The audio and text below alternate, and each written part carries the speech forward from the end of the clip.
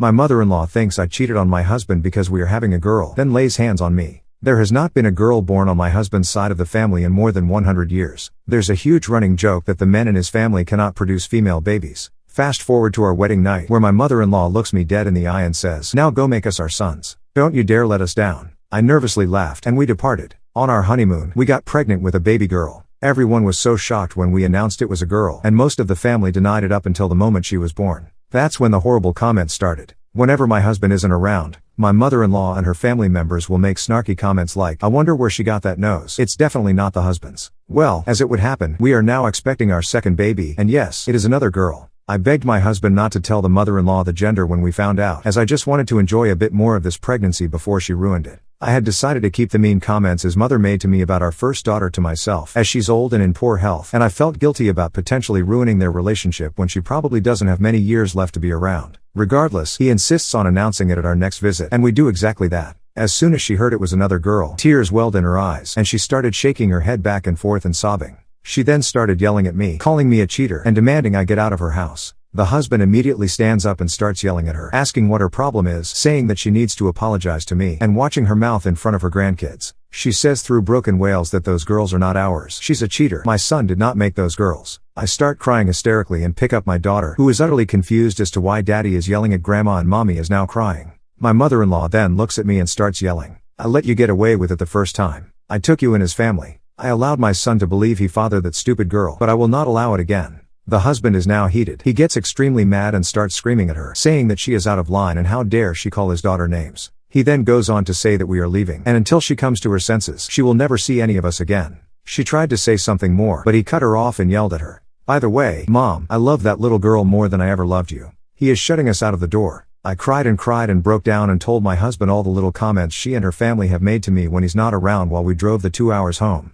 We went without contact for a few months, and everything seemed to be going great. Then, when I was nearing my due date, we decided to be the bigger person and reach out to her and offer her a chance to make things right. She whined that she missed her husband and granddaughter. We agreed to meet for dinner at their house after a few weeks for a proper talk and apology from her. We arrive, dinner is served, and we are trying to make small talk when our husband says, "Yeah, Mom, this has all been nice, but we need to talk about what happened and the things you said last time we were here. I know, and you know, that you owe my wife an apology." The mother-in-law then looks at the husband and says, "Yes, do you have the paternity test? I am not apologizing until I'm proven wrong. And we both know I'm right. You cannot be the father, and the fact that you have now apparently made 2 girls is ridiculous. Husband, what's wrong with you?" I start to cry and get up to grab my things and go to the car. Mother-in-law, "Oh no, you don't." She shoots up, rounds the table, and grabs my shirt, then proceeds to scream at me, "How dare you try to run away from this? You're a cheater, and you need to own up to this problem." The husband screams at her to get her hands off of me and starts to make his way towards us. She then decides that I cannot be allowed to leave at any cost with her son.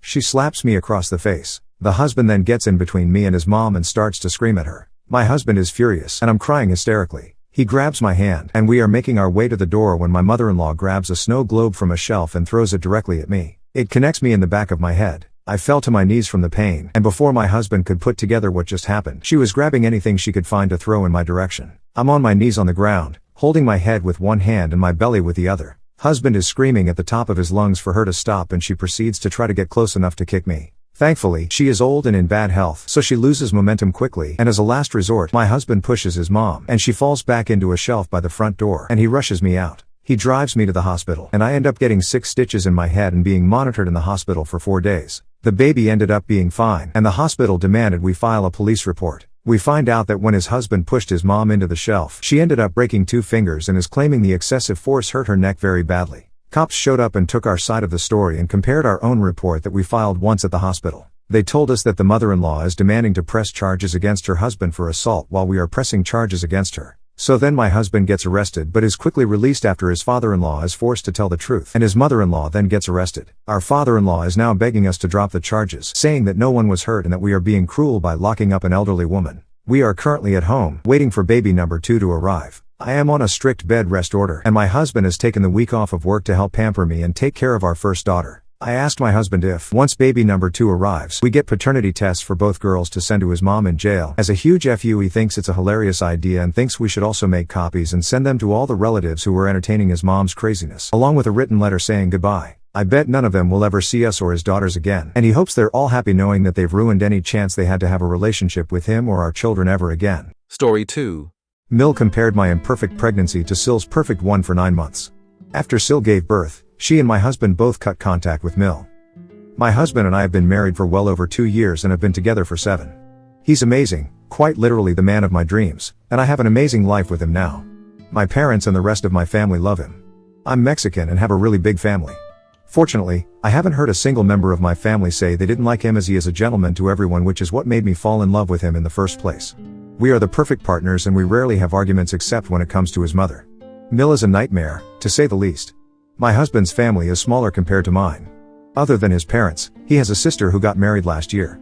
His parents are the stereotypical conservative small-town Christians, and his mother is extremely protective about them to the point of being overbearing. She likes to be in control and insists on spending time as a family during the holidays. If we don't listen to her demands, then she starts making a scene. When I met his family for the first time, his dad and I had no problems bonding, as he was really chill and quiet. His sister, who was in her college in a different state and moved back only 2 years ago, has a great relationship with me. She treats me like her own sister. But when it came to his mother, it was quite difficult, since she would say the most ridiculously sexist thing to me. For example, when they asked me what I did for work, I told them that I was a marine biologist, specializing in conservation efforts for marine life. Phil said that was awesome and looked really happy about it, but Mill just kinda frowned without speaking a word to me. I brushed it off, not thinking much about it, but later my Phil called my husband to say how my Mill wanted him to break off the relationship with me. According to my Phil, she has said I'm not the kind of woman that is good enough for her son. Her reasoning is because I don't act like a woman should, since I have a job. I love my job and I love being a scientist. My husband has never expressed that he wants me to be a housewife or take up a stereotypically feminine job. If he did, we wouldn't be together. But apparently, that's what his mother thought he needed. She complained that with the well-paying job I have, might not become a housewife after marriage, and that he should have found a better woman than me. My husband firmly told Phil to convey to his mother that who he chooses to marry is none of her business. I was glad my husband stood up for me.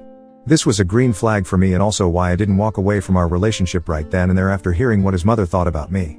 Unfortunately, as we kept getting serious, Mill just got worse and worse towards me, despite how much my husband tried to protect me. It started out with snide comments here and there whenever we were left alone. She would manage to sneak into conversations about the fact that she thinks a good wife should be a homemaker, taking care of the house and waiting for her husband to come back home.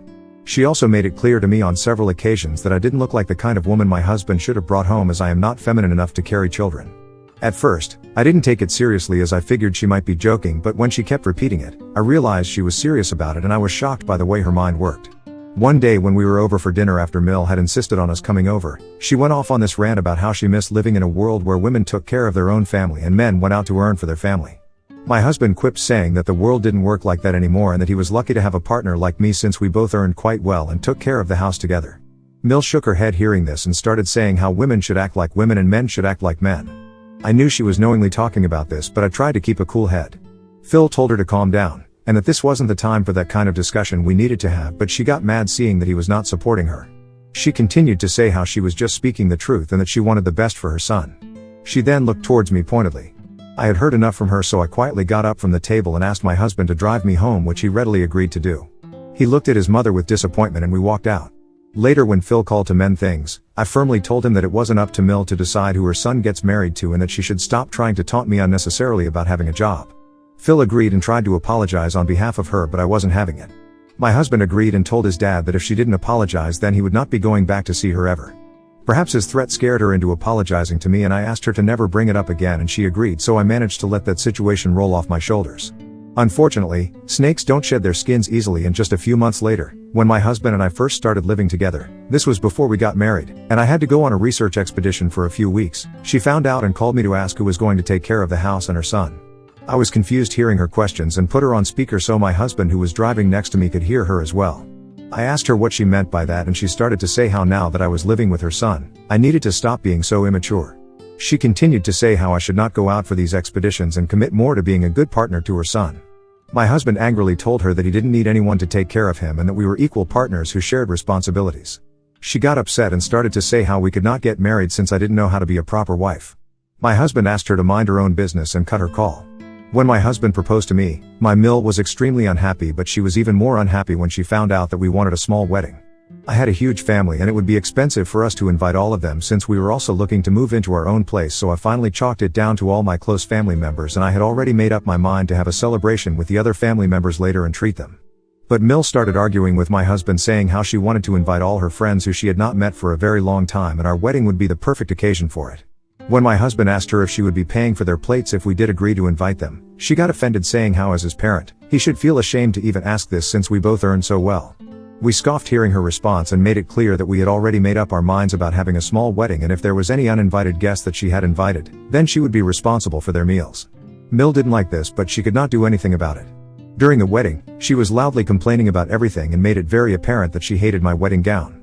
I didn't pay any heed to her comments and acted like she didn't exist because, for one day, I didn't want to be hurt by her mean comments. Sil, trying to protect me, tried her best to keep Mill away from me for the rest of the evening.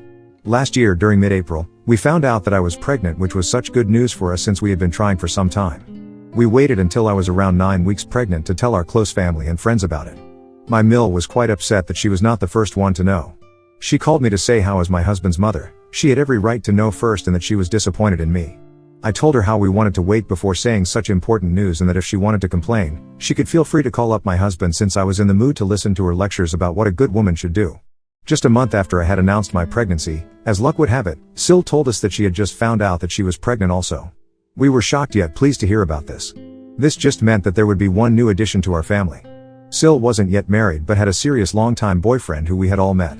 I knew that Mill would make a big deal about this pregnancy before marriage thing, which she did as expected, but my husband supported his sister as much as she could, and finally, Mill accepted. Phil was extremely emotional and was happy that he would have 2 grandchildren at a time. Sil and I started spending more and more time together since we were simultaneously pregnant and going through this journey together. We leaned on each other for advice and companionship during a period that was both magical and challenging. We shopped for our babies together and decided on our nurseries. During this time, Mill started to constantly compare my pregnancy with Sil's pregnancy journey out of nowhere, as if it was some sort of a competition. She would say things like how Sil was clearly better equipped to be a mother than me since she had always been a homemaker, unlike me who had a job. There would be snide remarks here and there, like if I vomited more and she found out, she would say how Sil never vomited this much, so it clearly means that her womb was better for the baby. As much as I tried to let her comments go, it would bother me, and Sil hated it as much as I did. When it came time for my gender reveal party, I asked Sil to find out the gender of our baby from our doctor so she could prepare the envelope. She did the same when it came time for her gender reveal party.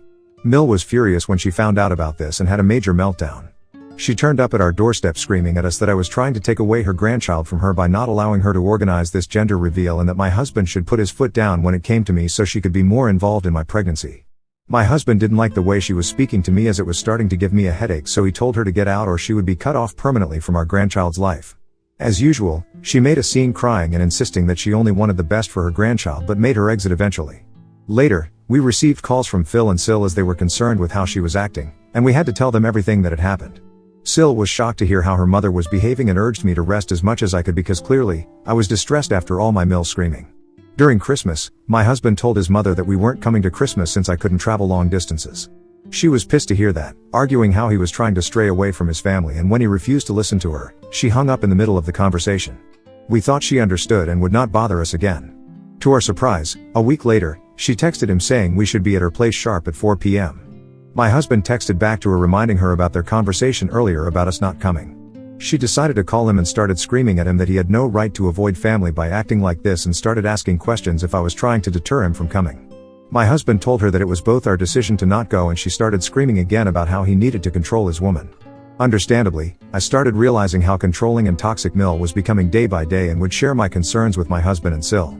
Both of them would agree that she was clearly crossing the lines and would stand up for me, but their mother was exhausting.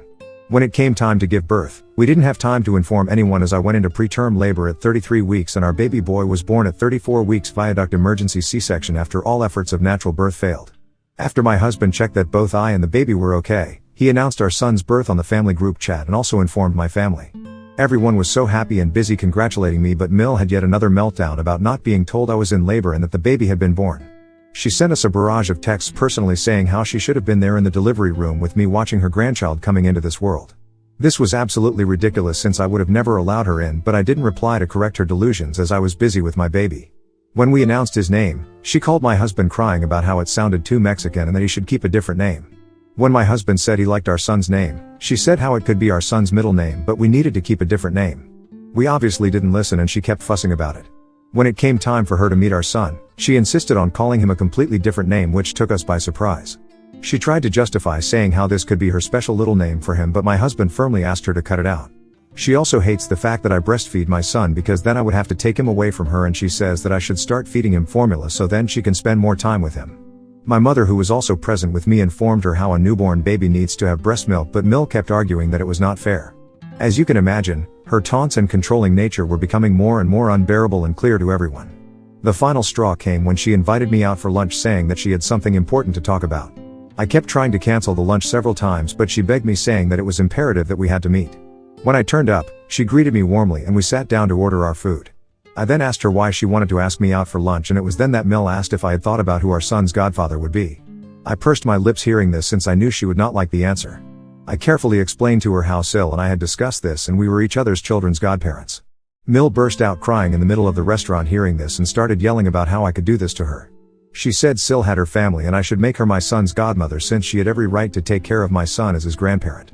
I reminded her how she thought Sil was better equipped than me, so naturally, she should be happy that my son would be taken care of well by her, but Mill argued back that only she could be trusted and I should make her my son's godparent. Her ridiculous demands were starting to get on my nerves, and I told her firmly that we were done discussing this and that if she wanted she could discuss this with my husband later. Later, I did tell Sil regarding my lunch, and she didn't like how Mill didn't want her to be our son's godparent. My husband also didn't understand why my Mill was behaving this way and kept ignoring her calls. Last week, Sil gave birth to her daughter and she had asked me to be in the delivery room for support since I have been through this.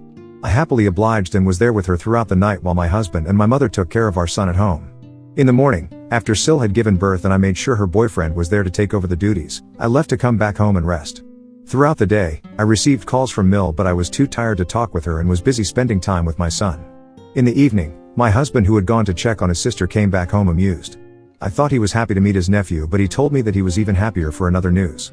This is when he revealed that apparently, Sil, tired of Mill's toxic behavior, took a stand and decided to implement a no-contact rule between Mill and her daughter.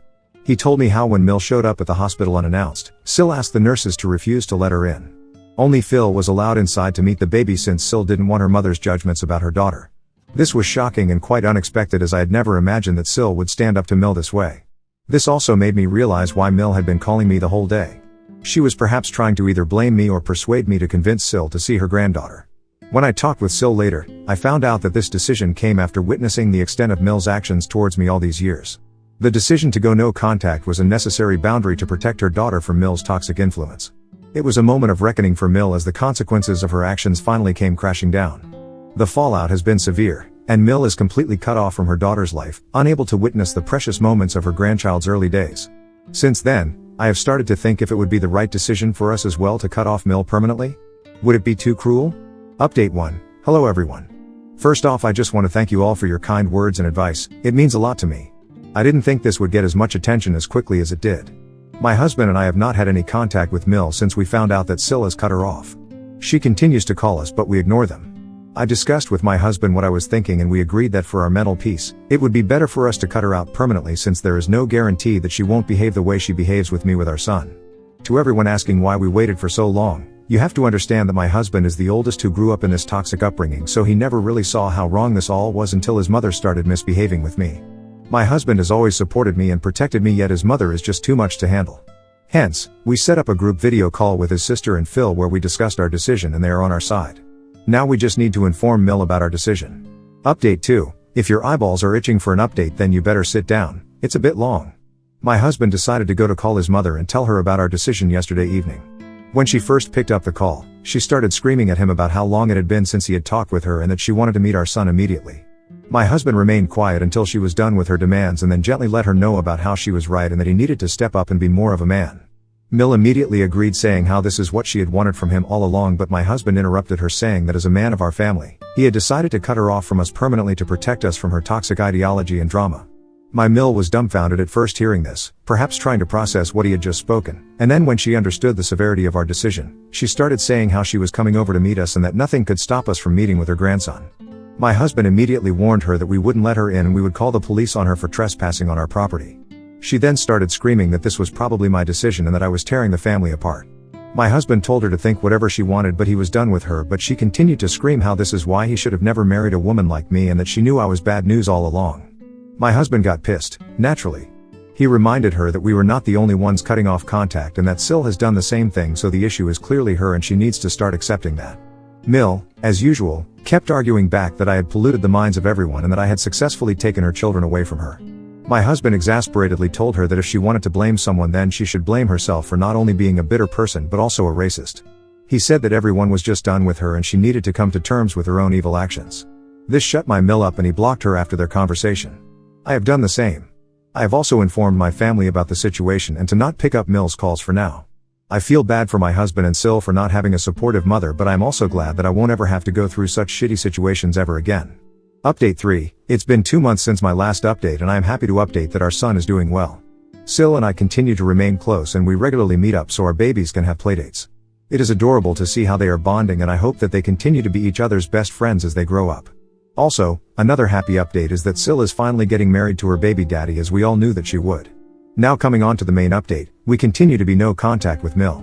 To everyone who is concerned about our safety, don't worry, we have cameras installed everywhere and we did change our locks so there is no way that Mill can ever disturb us.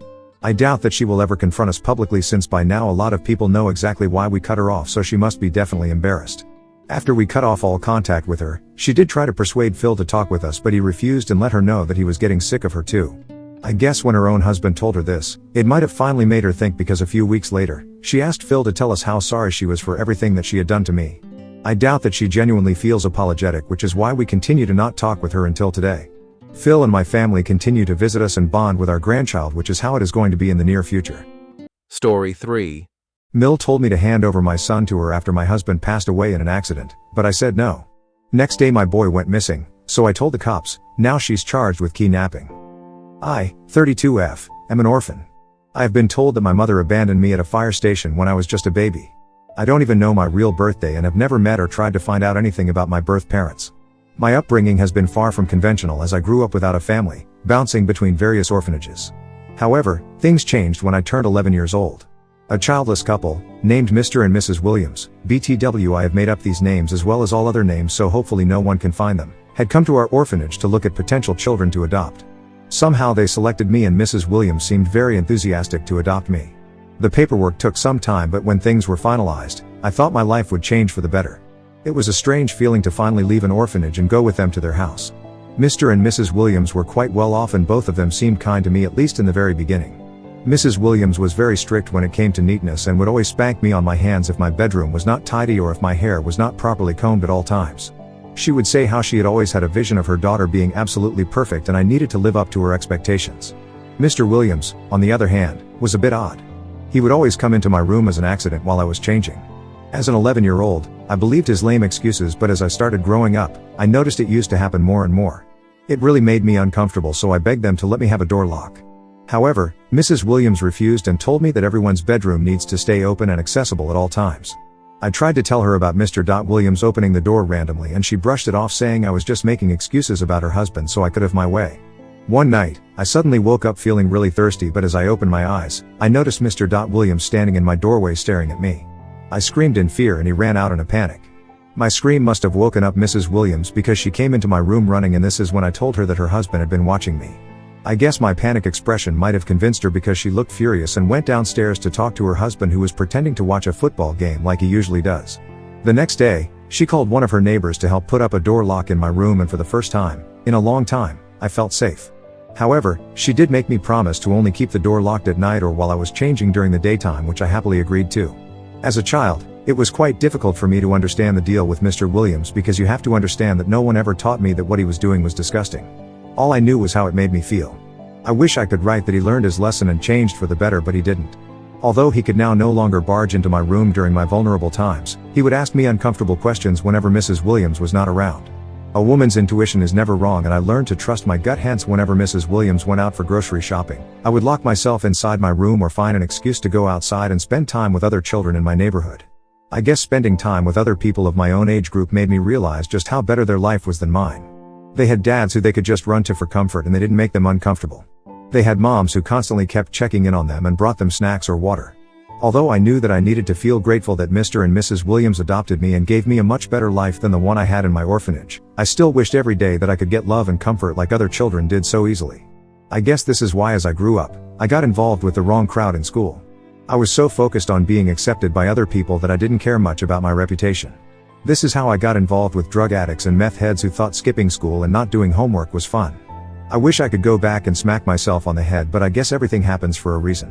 I would regularly skip classes, get involved with alcohol and drugs, and dress up like a goth to school. Mr. and Mrs. Williams would threaten to kick me out, but I was too rebellious to even care, and we had huge fights for this very reason. Mr. Williams would also be very weird when it came to anyone I was dating. He would glare at them if they ever came to pick me up for dates and would stay up until I came back home. He would also shout at me if I went out in a dress, telling me how I was dressing up like a tease and that I needed to change into what he deemed was more appropriate.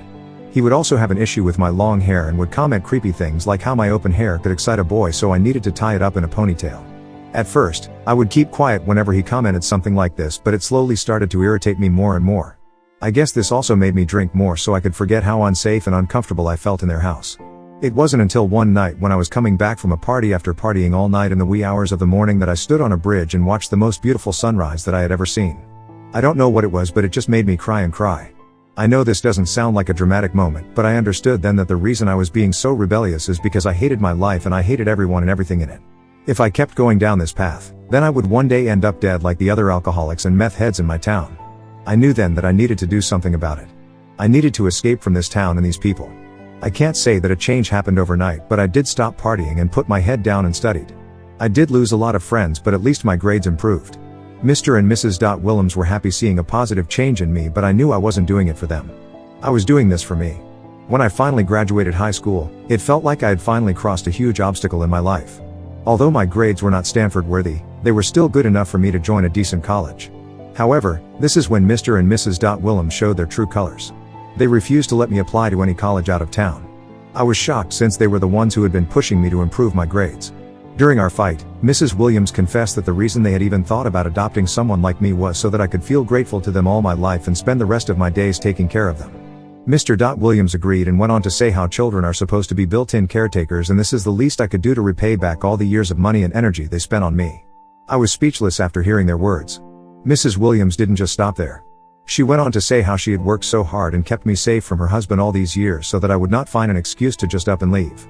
She screamed that she made sure to make me docile and disciplined, and that she would not allow me to repay all these years of hard work this way. They even threatened to tear up my high school diploma and burn all my clothes so I would have nothing to take with me and nowhere to go. As you can probably imagine, I was absolutely terrified.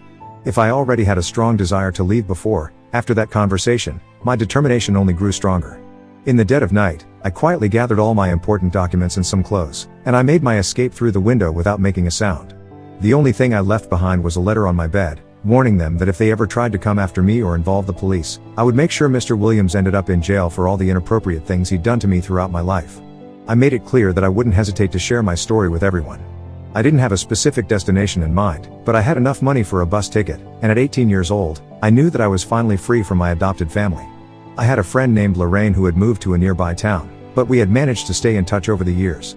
I decided that her place was the only place I could go to, at least until I could come up with a new plan.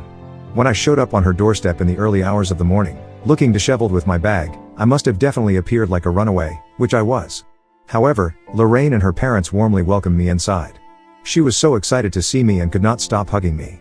Her parents did ask me some questions here and there, seeing all my clothes, and I answered them as truthfully as possible. I guess they must have realized that I had run away from home, but they didn't push me much to tell them everything. I asked them if I could stay with them for the next few days, and they readily agreed. I felt so safe and comfortable at her place. While I stayed with Lorraine in her room, I worked hard to apply to various colleges, trying to focus on building a brighter future. Every day in the morning, she and I would apply for colleges and write our essays. Then in the evening, she would take me out to meet her friends in town. We would hike or swim in lakes, and I felt like I could finally breathe in my life. I did wonder how her parents let me stay with them for those months while I applied for colleges, and it wasn't until years later that Lorraine confided in me, revealing that everyone in my hometown already knew about Mr. Williams being a pervert. She told me how he had a record, which I was shocked to learn since I had no idea. However, it did explain why her parents didn't probe too deeply when I showed up on their doorstep that morning. This is why I will always be immensely grateful to Lorraine and her parents for their compassion and for providing me with a safe haven when I needed it most. They truly saved my life that summer. I guess my farewell letter to Mr. and Mrs. Williams must have worked, because they have never bothered to contact me all my life since I left. Lorraine and I ended up getting into the same college, so her parents helped us move into our dorm room. I was so glad to see that I had my own bed and desk which I could decorate as I wished. It was during my college years that I met the love of my life, James. Our connection was undeniable from the very beginning.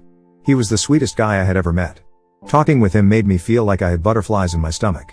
We initially became friends until one night, when we met out to watch a movie. When he dropped me back to my dorm, he kissed me out of nowhere and we laughed. We stayed out all night just chatting away, and it is still one of my favorite memories. James knew all about my past and never judged me for it. He was furious about how perverted my adopted family was, but was glad that I had cut off all contact with them altogether. He also told me about his family. His mother, Martha, was a single mother for a long time before she met her current husband. Martha had lost her first husband, who was James' father, to a car accident when James was quite young. He told me about how much he loved and respected his mother as he saw her struggle to pay their bills and make sure that he got a good education. I understood his adoration, as I was in awe as well with how strong she was after losing her husband and raising their son all on her own. James told me how when he was in high school, Martha finally met Dean, who she would go on to marry, and he was James' stepdad. According to him, they had a good relationship, and overall his family life seemed much better than mine. When James and I started to get more serious, he made the decision to take the next big step and introduce me to his mother. Despite visiting the university regularly to see him, she had never had the chance to meet me. So, he arranged for us to have dinner at a restaurant near our university, giving me the opportunity to officially meet her. During dinner, I couldn't help but notice that Martha didn't seem too thrilled to meet me. She bombarded me with questions throughout the evening, particularly questions about my family background and childhood. To be honest, I shared with her my experiences of living in different orphanages before being adopted by Mr. and Mrs. Williams. Her lips visibly pursed in disappointment as I told her my story. It was evident that she was not pleased. I attempted to steer the conversation away several times by asking her about how she was doing and her work, but Martha insisted that I should reveal everything about my past since she didn't want to be surprised later. She also persisted in making comments about how she never imagined her son would date an orphan, or how James could do much better. Her words cut deep, leaving me feeling uncomfortable and unwelcome. James looked pissed as well and told her several times that her comments were really inappropriate and unfair, but Martha would chime back saying how she only had his best interest at heart and that mommy knows you best. It's safe to say that I was totally weirded out after meeting her. However, I never grew up in a normal family, so I thought that maybe this was normal for parents to be this protective about their children. I understood that her intentions were positive and she was just trying to look out for her son. James apologized to me after that dinner and told me that he would talk to his mother about her behavior. Martha and I did meet a few times after that incident, and she tried her best to comment a lot less about my background. Unlike her, Dean, her husband, was really sweet and was always polite to me whenever we met. Despite his mother's disapproval, James and I kept going strong, and we both knew we wanted to spend the rest of our lives together. Hence, when we graduated from college, it wasn't really a surprise to me or any of our friends when James proposed to me. We both had secured excellent jobs and were moving to San Francisco together, where we would be starting our new lives. However, Martha was shocked, to say the least, and showed her displeasure throughout our engagement party, which we threw for our close friends and James' relatives to attend before our big move to California. While everyone else enjoyed themselves, she stuck out like a sore thumb. At one point, when we were alone, she couldn't contain her shock and disdain, expressing to me privately about how she never imagined her son would end up with someone like me and insinuating that I was just a passing phase for him. Up until that moment, I had always shown her respect, but I also knew I needed to assert myself. I firmly told her that she could not speak to me in such a disrespectful manner again. I reminded her that I was not just James' girlfriend anymore, I was going to be his wife, her daughter-in-law. I acknowledged her disapproval but emphasized that I genuinely loved her son and believed we were good for each other. I made it clear that my past was not my fault, but I was actively working to create a better future for myself, and I hoped for her support. In response, she scoffed and declared that I would never have her blessings. Without missing a beat, I calmly replied that I was never asking for them and walked away. She later complained to James after the party about how disrespectful I was towards her, and my fiancé told her that she deserved it since she was always rude to me. It was satisfying watching her face go red in embarrassment. Dean later escorted her out as she yelled at James and me for rushing into getting married and cursing us out basically. Apart from this incident, our court marriage went quite smoothly. We moved to Cali and lived together in an apartment on rent. Our working hours were long, but every night we would make sure to spend time together as much as possible. I never thought marriage could be so easy, but I guess when you are with the right person, you don't have to try so hard. James and I had discussed our future, and we were clear that we wanted children only after we were financially stable enough to start a family. Hence, in the 4th year of our marriage, when we finally moved into our own place after years of working hard, we both agreed that we could finally start trying for a baby. This house was a result of both our sweat and tears, and we were beyond thrilled at the prospect of welcoming a child into our lives and nurturing them in this space we had built together. Throughout all the years, Martha had hardly visited us, although Dean would regularly call or text us. Clearly, Martha was still holding a grudge, but everything changed when I finally got pregnant. As soon as she found out the news, she called James to demand that she should move in with us in the final months of my pregnancy so she could take care of her grandchild, and that she should also be allowed into my delivery room so she could supervise. Both James and I refused all her demands, and James even told her how crazy she was to even ask us for this, which set off yet another fight between them. Martha kept saying how this is what grandparents do for their grandchildren, and that if I was a good mother then I should let her at least watch her grandchild be born in the delivery room. Suffice it to say, my husband handled his crazy mother, and she was not allowed to visit until our son turned 5 weeks old. During this time, I had taken maternity leave while James still worked. However, he would come back every night and do bath time with our son and put him to sleep. We both were tired, but at the same time being a parent gives you so much happiness. All the love and attention I never received as a child made me a good mother, and I thought I was doing an overall good job. However, when Martha came to visit, her opinion was different. She had complaints about everything, starting with why I was still breastfeeding, why the baby slept separately in the nursery and not with me in the bed, and why I didn't dress my son up this way or that way, which were overall just petty things to point out. She insisted on staying with us for a few weeks, and those weeks were one of the miserable times of my life. She would argue with me about everything and even insisted on putting a baby cam in the nursery so she could keep tabs on the baby at all times. I was exhausted during this time, so I didn't have the energy to argue with her much. However, things quickly worsened over the days when Martha did absolutely nothing to help me around the house. She would not even lift her hands to wash the dishes or fold the laundry. If I was tending to my crying baby and asked her for help with a dish that was being cooked in the kitchen, she would loudly say how nobody helped her when she was raising James and that I needed to do things all on my own. Her presence added an extra burden on me, as now I had one more mouth to feed, and she also had issues with my cooking style, as she felt cooking just 1 or 2 dishes was not enough to feed her son. I told James that I had had enough, and he asked Martha to leave the very next day, which offended her deeply.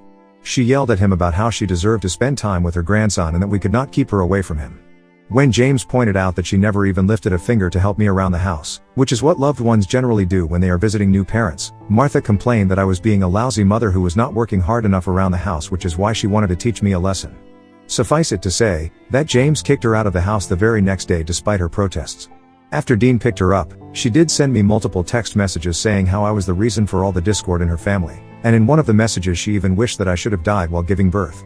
Her anger and hatred towards me were so strong that James and I discussed and agreed that we needed to go no contact with her immediately. We let Dean know about our intention, and he surprisingly understood. This is why I haven't been in touch with my mill for the past 4 months, and I thought it would remain this way. However, my life turned upside down when I got a call from the hospital saying that my husband had gotten into an accident while riding his bike. At first, my brain didn't work and I refused to believe that the call was about James. I remember collapsing onto the floor while holding my son, and I felt my body go numb. I knew I needed to go to the hospital, so I called one of my coworkers to come over and watch my son, and she thankfully agreed. I won't go into the details about how I felt when I saw my husband's lifeless body in the morgue, but I did faint because of the excruciating heartbreak. The most painful call I had to make right after identifying his body was to Martha to inform her of her son's death. Her blood-curdling cries of pain still ring in my ears.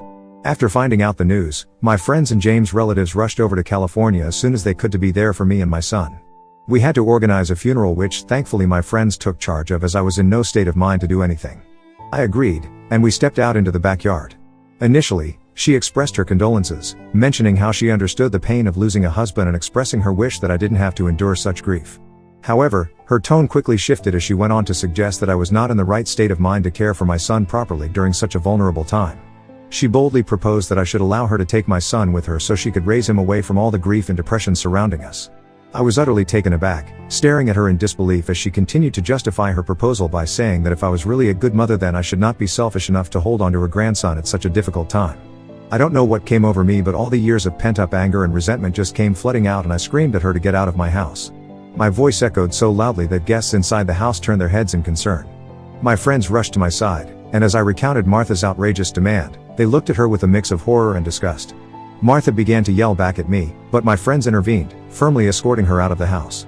They insisted that her behavior toward me was far from normal and urged her to seek professional help. When others found out, they all agreed that maybe Martha was having a mental breakdown after losing her son and that I should just ignore her demands. They all agreed that I should not let her in, and because the house belonged to me now anyway. That night, I kissed my son goodnight and went to bed still reeling from the grief of losing my husband and shock from his mother's absurd demand. Imagine my shock when I woke up the next day to find my son missing from his crib. I called the police while frantically turning the house upside down in search of my son.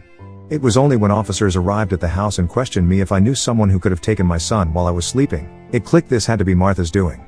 She was the only one who had our spare house key, which we had given her years ago in case of an emergency. I recounted the disturbing encounter from the previous day, detailing her shocking demand to take my son. Without hesitation, the officers sprang into action, dispatching a team to Martha's address. To my immense relief, they found my son there unharmed. However, Martha was swiftly charged and arrested for kidnapping and trespassing. She kept insisting to the officers that it was just a little prank and that she had every right to spend time with her grandson. As you can imagine, this news has since gone viral and people who know me have been calling me in shock. My friends and family recognize Martha from the news and they can't believe she had the audacity to actually kidnap my son. Although a majority of them agree that it was right for me to press charges, some of Martha's relatives and her husband Dean believe that Martha is going through a tough time, so I should just let this slide. Dean has even promised that he would admit her into a psychiatric hospital so she can get well. So Reddit, Ida for filing charges on my mill for taking away my son? Should I let it slide because she has just lost her own son and is probably grieving in her own way? Update 1. I am glad that the majority of people believe that I should not forgive her and that she might not calm down from this incident. I did feel a bit guilty initially when I posted this, but I agree with what most of you have commented, that even my husband James would have supported my decision to charge her. That's exactly what I fear, which is why I have no choice but to pursue this. Although I don't want to punish her, I do think that she needs to learn the consequences of her actions, otherwise she might do it again to me and my son. As for the relatives who thought that I should just let this slide, I have decided that I am just going to ignore them and even block them because they never had to go through what I went through as I woke up that morning to find my son missing. Currently, I am working on hiring a lawyer who can help fight this case and present my side of the story effectively to a judge. We'll update soon. Update 2. Hey! I know it has been a month, but I was wrapped up in a lot of things. First of all, I have listened to everyone's advice and I have changed all the locks in my house. I have also installed a camera on my doorstep and backyard just in case. I did find a lawyer who helped me and my son get a restraining order against Martha for life so she can never ever come near us. I will admit that this has helped me feel a lot better and I feel more safe now. My lawyer is confident that we are going to win this case as the facts are pretty much clear, however it does give me a lot of anxiety. I will update if and when this case gets resolved. Update 3. As promised, I am finally updating y'all about the ongoing case I had against my mill who tried to kidnap my son. These last 7 months have been exhausting, but it seems to have finally paid off. Without going into much detail for legal reasons, my mill has been sentenced to jail for 3 years as was already expected. She and her lawyer tried their best to come up with a sob story about how she only had good intentions and was being playful, but thankfully the judge saw through all that crap and didn't let her actions slide that easily. It also helped that my lawyer showed the judge all the previous text messages that Martha had sent me over the years, which also included the text where she wished that I was dead. Not even once did Martha even glance at me or apologize, even when the judge asked her if she wanted to say something to me before the sentencing. It just makes me glad that I decided to pursue the case against her. At least now me and my son can sleep at night peacefully. Story 4. Mill bullied me, threw my engagement ring and physically AS me, now gets arrested. My fiancé didn't support me, so my mom took it in her hands. I have seen a lot of crazy people in my life, but my potential future Mill is the absolute worst person I have ever met. I, 30F, have been with my boyfriend 31M for 8 months now. For the first few months everything was amazing. He is the sweetest and most caring man I have ever been with. He likes to surprise me with fun dates and flowers for no apparent reason. The biggest surprise of all though was when I met his mother. I met his parents for the first time a few months ago. The first thing future Mill said to me when I walked in the door was, "Are you Jewish?" I am not, and I am not particularly religious, but I was raised Catholic. Once I told her this, it was the beginning of the madness. She immediately stopped talking to me and acted as if I didn't exist. I was extremely nervous about meeting my boyfriend's parents, so this broke my heart. I was determined to make a good impression, so I kept trying to connect with her. This was a huge mistake and I should have just let it go. Once we were all seated for dinner, she finally decided to try and make conversation. I have naturally red hair and she asked me if my parents have the same color. I told that I have the same hair as my mother. She then had the audacity to ask me, "Does the carpet match the drapes?" I had no idea how to respond and just sat there stunned. Seeing my reaction, she said, "Don't worry, I will just ask my son about it later." I looked over at my boyfriend who seemed equally as shocked, but he didn't say anything. She then started to go on about my hair being too curly. She told me that I really need to learn how to run a brush through my hair and think about my appearance more when I'm out with her son. Then when I didn't eat much at dinner, she gave me her version of a compliment. I was told it was good that I am watching what I eat because it would be a shame if I got any bigger. This was just my first meeting with this woman. As soon as I got into my car I burst into tears until I got home. My boyfriend was texting me and apologizing for his mother's behavior, but the damage was done, and I told him I needed time to think. He went into apology overload after this and started sending flowers to my office every day and leaving me messages begging me to talk to him. I finally agreed and we went out to dinner. He told me he spoke with his mother about her inappropriate comments and he swore it would never happen again. With this reassurance I decided to give it another chance. grandparents. Fast forward 2 weeks to when he invited me to come to a family birthday party. This time I would also be meeting his sisters and grandparents. His grandparents and sisters are awesome people. They asked me normal questions about my job, family and friends. His mother seemed to be avoiding me throughout the evening, and honestly, I was okay with that. I went to grab something from my purse and noticed that it was not where I left it. I looked everywhere but I could not find it. I went and asked my boyfriend and he began to help me look. He then got a strange look on his face and he quickly went upstairs. I could then hear a lot of yelling begin upstairs. He came back down holding my purse after a few minutes and told me that we were leaving. Once we got in the car, I asked him what was going on. His mother had taken my purse so that she could see my driver's license. She intended to try and run a background check on me. He told me she had told him this earlier but honestly had thought she was joking. I thought that it was best if I avoided any of his family functions for the time being. This worked out great for a while and he went to any of his family parties alone. He would ask me each time before leaving if I was sure that I didn't want to go, but I always declined. Last week his family had their family reunion and he asked me to please come with him. I was very reluctant, but considering there would be so many people present, I didn't think she would pull anything. When we got there, everything was going great. I met his extended family and got to catch up with his sisters. His mother did seem to be shooting me death glares all night, but I brushed it off. Soon she came over and joined a table I was seated at with his sisters and some cousins. The conversation was pleasant as we were talking about his sister's children. His sister has a daughter who is 12 and is the same age as my niece. I then showed his sister a picture of my niece on my phone. His mother took a look at the screen and began to laugh. She told me she hopes that if me and her son ever have children that they don't look like my niece. My niece is beautiful by the way, and she is only 12 years old. What kind of monster attacks a 12-year-old child's appearance? This was my breaking point and I went off like a volcano. I started to scream at her and told her she is the most evil person I have ever had to disadvantage to meet. I told her as I ever did of children with her son, she can be certain she will never meet them because hell is too far to travel to. I am not 100% certain exactly everything that I said, but from what his younger sister later said, it was epic. She began to play the victim and wailed that I had just misunderstood her joke. My boyfriend came rushing over at this point and she threw herself into his arms telling him I am a horrible woman and he needed to throw me out right now. He told her that wasn't going to happen and to stop making a fool of herself. She seemed to accept this for a moment and sat back down. She just kept sobbing that I just didn't understand how to take a joke. Then something in her snapped as she noticed something that my boyfriend was holding in his hand and began to have another meltdown. I didn't understand what was happening at this point and just stood there watching a grown woman pitch a fit like a toddler. None of what she was saying made any sense to me as it was mostly just incoherent screaming, but I did pick up on many derogatory comments directed my way. My boyfriend then told me we were leaving and told me to grab my things. As I started to get ready, Fmeel made a lunge for my boyfriend's hand and grabbed the small box he was holding. She then looked me dead in the eyes and said, "You will never have this ring, you little bee." She ran outside and threw the box down a storm drain. Turns out that my boyfriend was intending on proposing to me. He had just obtained his grandmother's ring while we were at the reunion. His grandmother is completely heartbroken because now her ring is down a storm drain instead of continuing on in the family as she had always wanted. I don't know where to go from here. I am devastated, confused and exhausted. Can I ask him to never see his mother again? Is that my place to say something like that? I am sorry that my story is so long,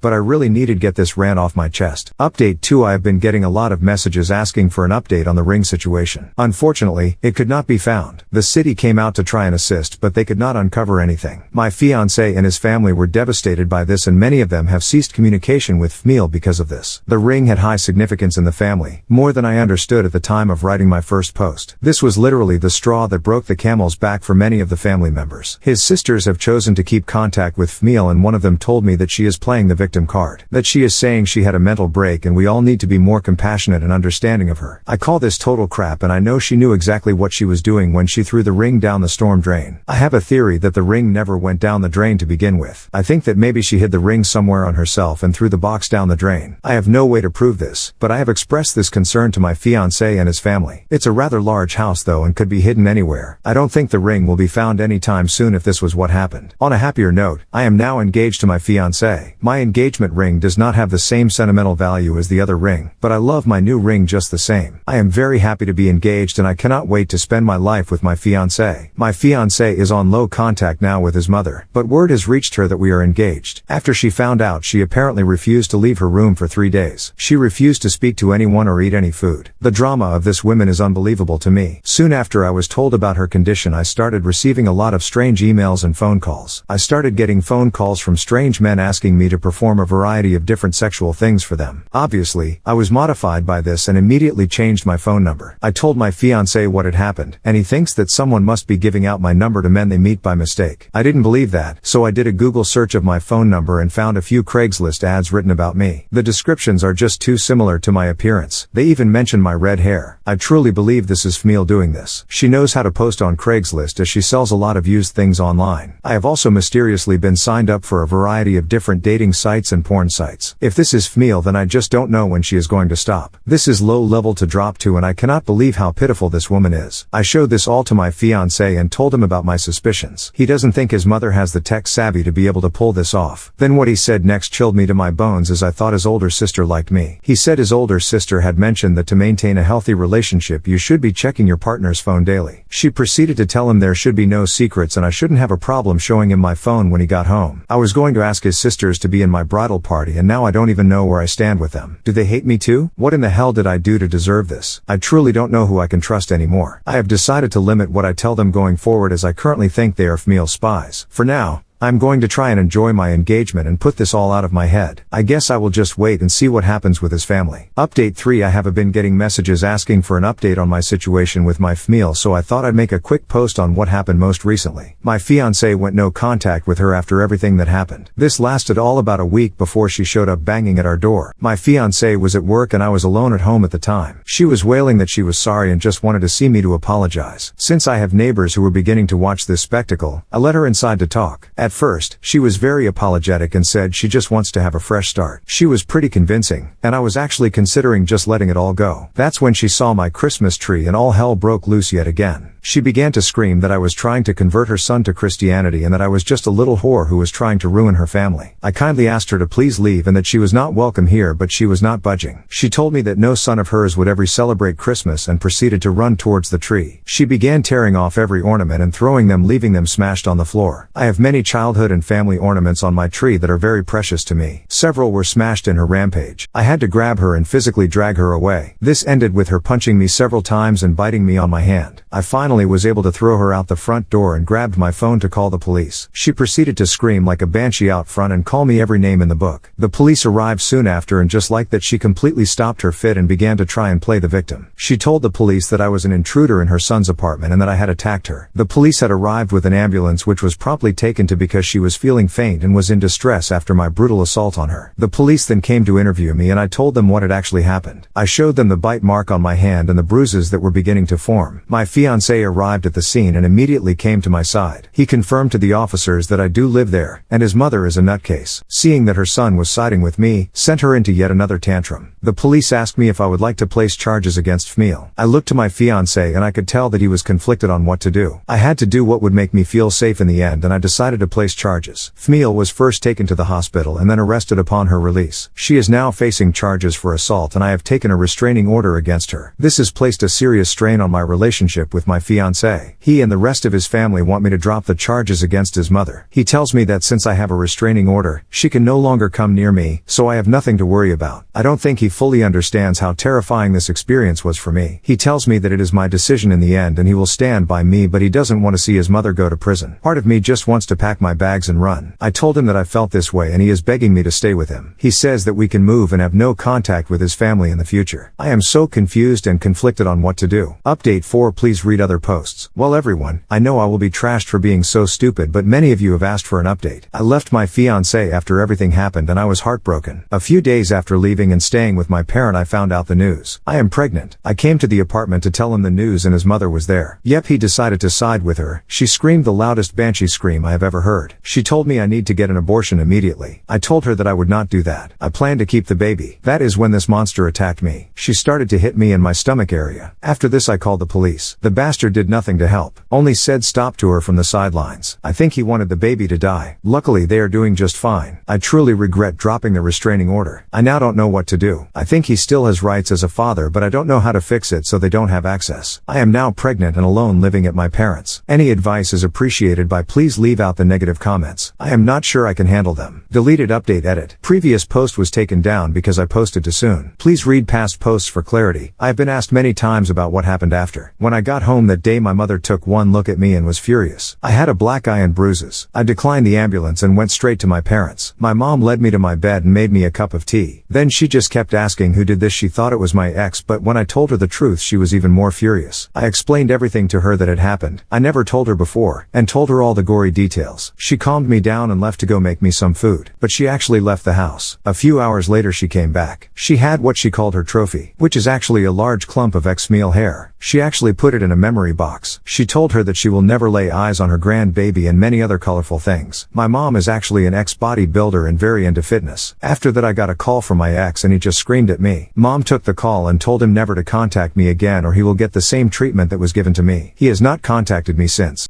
Story 5.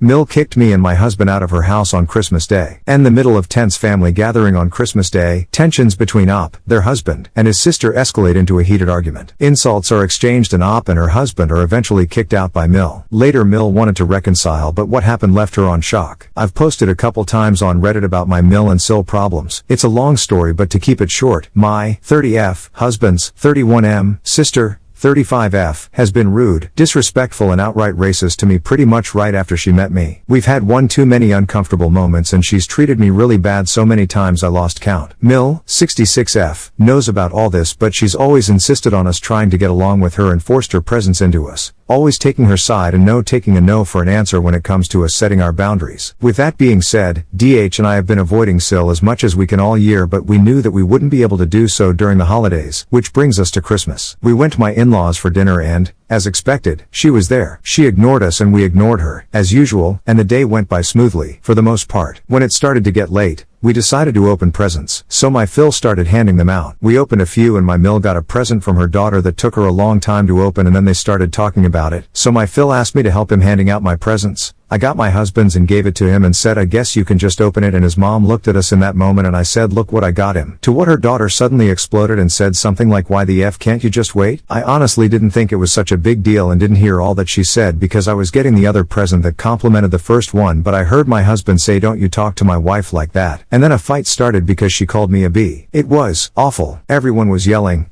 DH to Sil for talking to me like that, she yelling at him and insulting him and calling him a little b for taking my side, and me telling her to don't talk to him like that. I tried to keep my cool, but I failed. Then Mill started saying it was time for all of us to talk and fix things. I didn't want to because I knew there was no way to fix anything, especially not on Christmas and not after some had a lot to drink, because it has happened before and it's always bad. So they said the typical but why don't you want to stay and talk things through? Why don't you want to fix things? All the things my therapist said they would say to try and manipulate us into talking to them so they can belittle and mistreat us, which they totally did. I've been in therapy for a while now, trying to get help and learn how to deal with my in-laws in situations like this, and it has helped when I applied the tools she gave me. But this time I couldn't get out of there on time. I tried to leave. I told my husband I wanted to leave, but that's when his mom started to say that I didn't want to fix things because I was happy with how everything was and I didn't care about their family, and that he probably doesn't either. So he didn't want to leave to prove them wrong and show he wanted things to get better. They didn't. They just got worse. Sil said a lot of awful things to me and about me, blaming me for the bad relationship with her brother, saying that I drove him apart and because of me he didn't speak to her anymore, to which DH replied saying that they were never close and they never got along, that they never had an actual relationship, and that of course after seeing how she treated me he didn't want to be around her anymore. But she kept playing the victim card and blaming me for anything and everything. She accused me of taking advantage of her parents and making them pay for our wedding, which is not true because they offered and insisted on paying, insisting on going all out when we wanted a small wedding. But she said I'm just using them and practically accused me of marrying her brother because of his parents' money. That made me really mad because when I met him I didn't know his parents had money, and also it's not like they are super wealthy or anything. They are just above average. But she acts like they have tons and tons of money and said I should worship them and kiss the grind they walk on. I have to say, I was baffled by this. I'm a hard worker. At some point I had 3 jobs at the same time and I've never needed him to pay anything for me. We have always split everything 50-50. And regarding their parents paying for our wedding, we've been very careful with what we spend and choosing the cheapest option for every aspect of the wedding. Mill joined her for a lot of the things she said, calling me a liar and at some point the devil, telling me maybe I should go to church like them, She just started going to church a few weeks ago, to see if that way I can find some forgiveness in my heart to let the past go and be kind to her daughter because it's not fair on her. She kept saying that whatever her daughter did to me was in the past and I should just forget about it and have a relationship with her, all because DH and I are getting our big wedding in 3 weeks in Mexico and she wants us to include her daughter in every activity and make her feel part of the whole experience. When DH told her that's not something she can ask us to do after everything that has happened, she said her favorite line, that she's family and we have to accept her as she is because she's not going to change. Then she blamed me for making her son think like that and said I was responsible for all that was happening. All the time she yelled those things pointing at me, and at some point she came more than halfway across the table towards me and was so agitated I really thought she was going to hit me. Phil kept trying to calm her down and even called her out a few times because she was crossing every line and also lying about some things. But when he told her that what she was saying wasn't true, she told him to F off and showed him the middle finger. She did this multiple times in front of everyone. At some point Sil left and DH and I started grabbing our things, but his mom wasn't done. She started telling me I had to do what she says and not treat her daughter like that I had to fix things and leave everything in the past, and I was like, after all that just happened you still really expect me to do that? And she said that's the least you could do after everything I've done for you. She's my daughter and I've seen on your face your disdain for her. I've seen it. I was shocked and only said you've also seen how she treats me, multiple times, to which she replied I don't care what she does. She's my daughter. You know what? Get the F out of my house. Get out. So I did. I grabbed my things and walked out. I heard my husband say something to her while I was getting my bag and she kicked him out too and said she didn't want to see either of us. Phil was shocked. I heard him say to her, what have you done? Do you realize what you just did? And tried to make us stay. He followed me all the way to our car apologizing the whole time, begging me to give them another chance, but I couldn't and I told him I just wanted to go home. He was crying.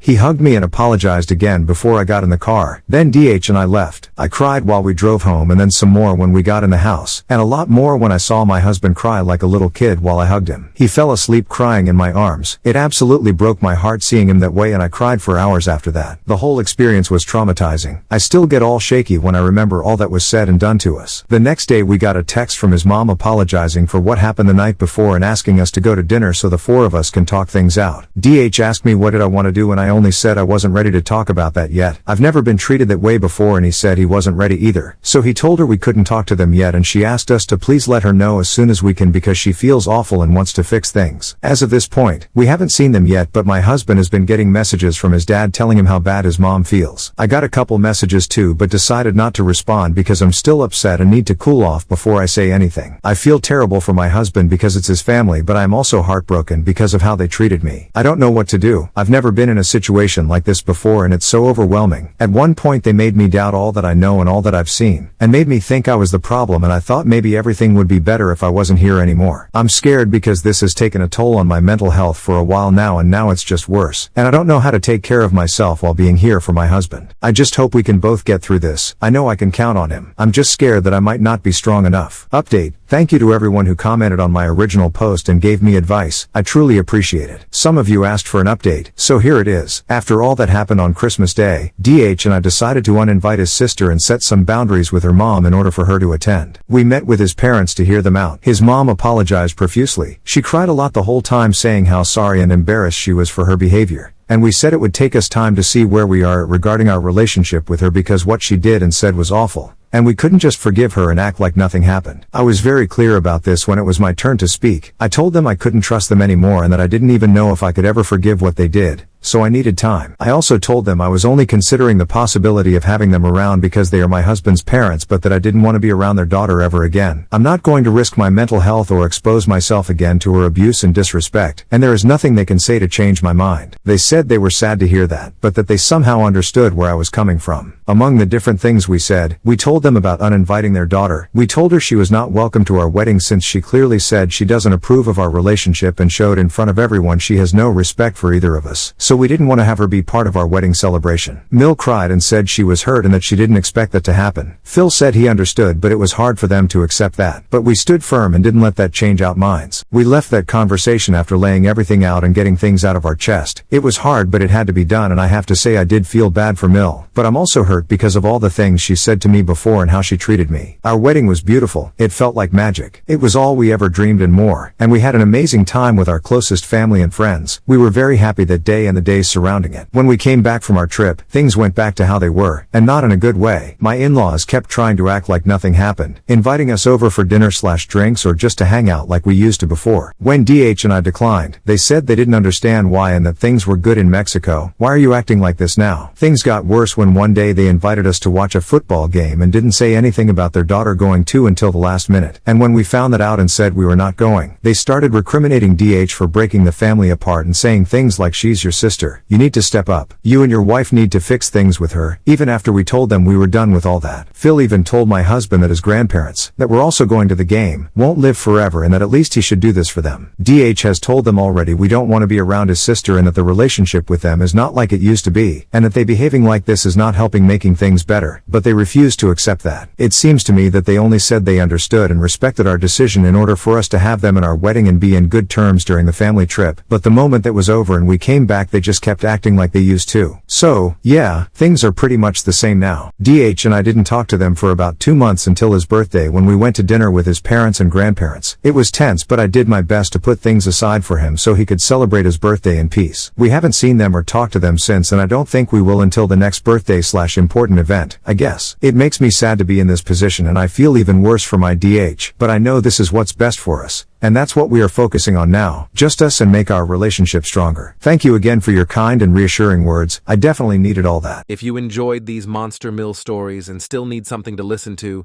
you should check out these family drama stories. Just click this thumbnail right here and thanks for watching.